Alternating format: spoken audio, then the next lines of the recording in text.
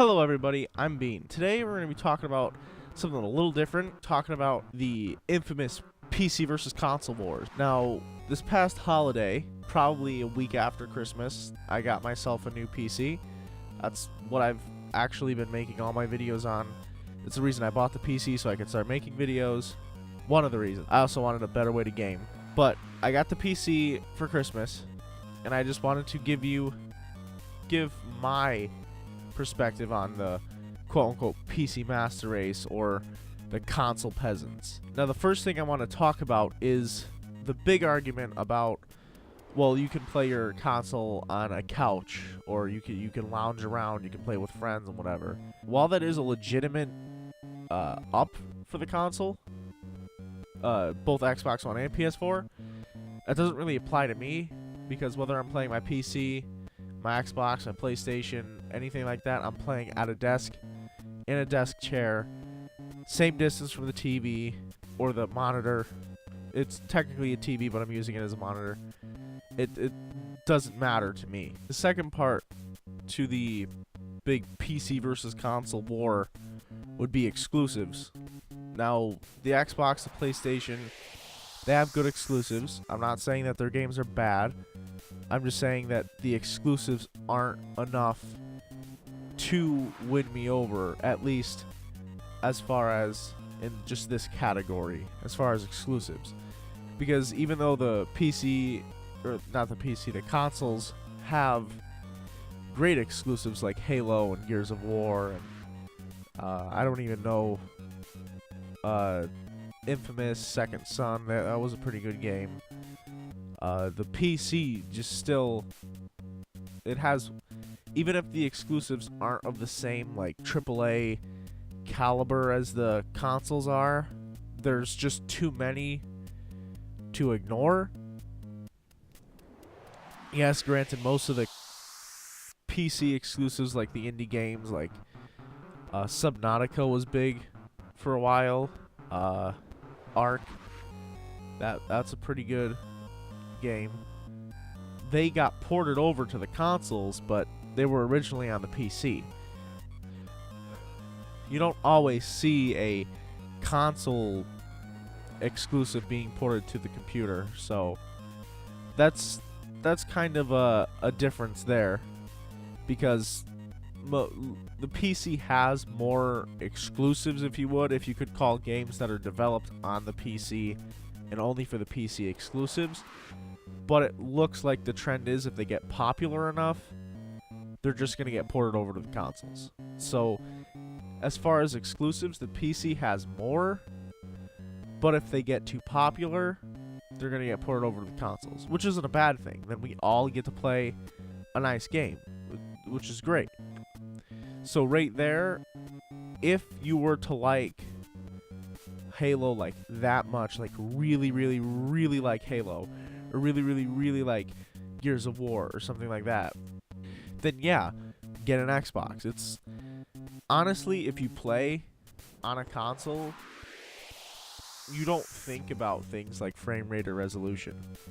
Like, I wasn't ignorant to the fact of frame rate or resolution when I was playing my Xbox. I love tech. I love to know what's going on and everything, but I never really thought like, wow, I'm only getting 20 frames a second, until I got my PC, and now every new game that I get, I open up Fraps, make sure I'm getting over 30, because it's a budget PC, and I can't get 60 FPS out of everything, but even so, I want to make sure I'm getting good FPS. And then you spend 30 minutes tweaking the settings. Maybe not even that.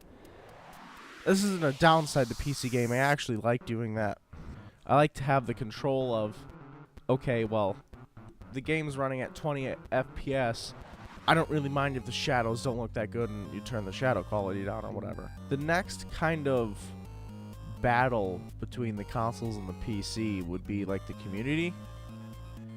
And I liked the way the Xbox, like, you had a party, you had Xbox Live, you had friends on your general Xbox.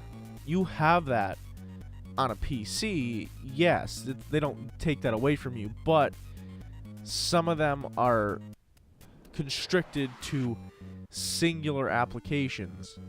So like, for instance, I like to play World of Tanks. World of Tanks has its own friend system and everything like that, which is fine, but then it's like, well, people that I friend on World of Tanks, I can't friend on Steam. Well, I could, but I'd have to, ask, okay, this is your World of Tanks name, or your Wargaming name, what's your Steam name?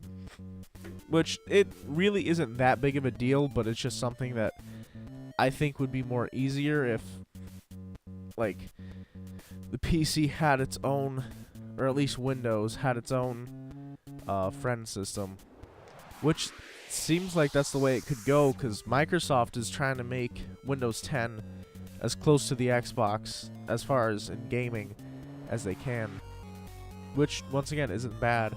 Maybe one day we'll see an Xbox friends list on your Windows 10 PC, and you can just invite somebody to a game and you just play. But I think that the most important part about it that not a lot of gamers talk about, but I think a lot of gamers really do realize this when they get a PC, is that a PC is not just for gaming. Like, as for me, I do a lot of stuff on the internet, like through, if it's school or anything like that, like I do that through the internet. Before my PC, I had a Nexus 7. Like, you can't compare. So it just helps in your day-to-day life. When you want to get something done, you need to write a paper, you just go to your PC. I didn't have a laptop before this. That definitely is an alternative if you're not looking for like gaming or whatever, but if you're buying like a $500 laptop, you might as well just opt to build yourself a $500 PC, because it's better in price and better bang for your buck, I guess. So as far as the consoles go, I like the Xbox. I'm not saying I'm never going to play it again, but I think my main gaming device right now is my PC. I love the fact that you can get emulators. That's awesome. I know some people are like, oh, you can't get emulators, it's illegal. I try to stay and only get games that I actually have owned, or like my parents owned, because they were big like SNES fans and N64 fans, and if they have the game, then it's okay to get it, and we get a lot of games. So like, you got emulators on the PC. I did hear about like an N64 emulator on the Xbox, but it like costs $10 and it doesn't run that good. So I mean, if they work on the emulators on the Xbox, then that's one more thing the Xbox has that the PC has, and it just gets us more equal. Another thing I want to, or probably the last thing I'm going to discuss, is the controllers. I get that keyboard and mouse is like supposed to be 100 times more accurate or whatever, but it just doesn't feel the same, at least in FPSs. Like if I'm playing Warface or Blacklight Retribution, which those two are very good games, very good free FPS games that you at least you can't find Warframe or Warface on the consoles. Blacklight Retribution, I believe, is on the PlayStation 4. I don't know about the Xbox One. But as far as FPSs, I honestly do like the controller better than the keyboard and mouse. It could just be that I've only been using a keyboard and mouse for FPSs for like a month now, because I got this holiday 2016, and it's the end of January now. And I think that maybe in another couple months of using the keyboard and mouse, I'll probably get used to it. But right now, I really do like the controller a lot better. The major thing, I know I said the controls would be the last thing I talked about, but this is really important, is the online subscriptions. They have it for the Xbox, they have it for the PlayStation, and yes, the Switch, they said that the first month would be free, but online paid subscriptions will be coming to Nintendo too. So if you're playing on a console, you're paying for a subscription to play online. With PC, I could buy myself Battlefield 1 for $60 and play online for as long as I want. I don't have to pay another $60. That's like the biggest selling point ever. Because I really, let's take a game that I already have, like a free game, like World of Tanks. That's a free game. You're meant to play it for free, but on the Xbox, your membership runs out. You gotta buy it again for $60. That's just like saying, well, the game's free, but every year you gotta pay $60 to actually play with anybody. You know? So I really, really, really do like the free multiplayer aspect of it. I always knew about it, but like, it never really clicked, I guess.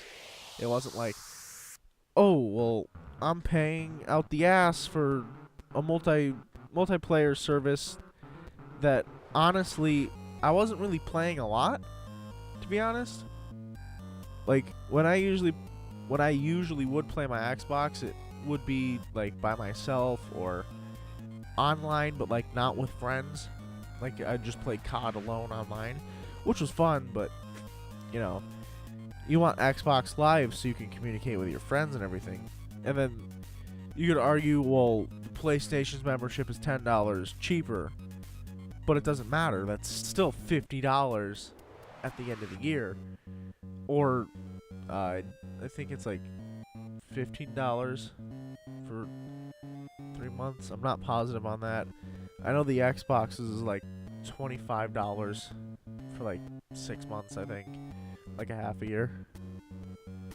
Is that right? 25, 50. So yeah. It's like $25 for 6 months or a half a year, which is once again completely outrageous. It's like, are you kidding me? You're charging me to play games that I already have, or in the case of World of Tanks, or like Warframe, or even Gigantic, which I loved that game on the consoles. You're charging me to play a free game. Like, come on. And you could argue, well, they're doing it because they need the money. They don't need the money. Are you kidding me?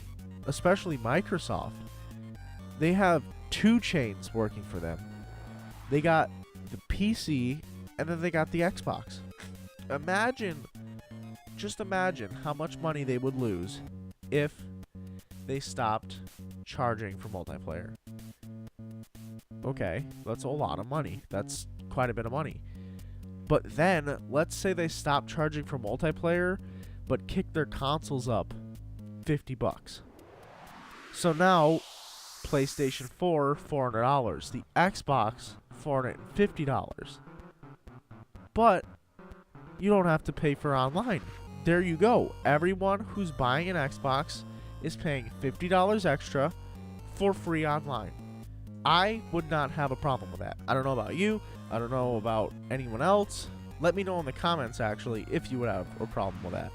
Well, anyway, this video may have been a little rambly, but I just got a PC. It's Wednesday again. Wednesday's my upload day, and I just tried to record a Let's Play, if you could say that, of Super Blue Boy Planet, which is like a free Steam Mario game. It's like a Super Meat Boy ripoff. But it didn't go very well. It was very dry. I gotta practice on the commentating, if you would. I mean, even these videos are a little like something's off about them. But anyway, I hope you guys enjoyed this video. Please leave in the comments, without tearing anyone's head off, what you prefer to game. Please leave in the comments if you agree that you should play for multiplayer, or if you agree that it should be free. I have been Bean.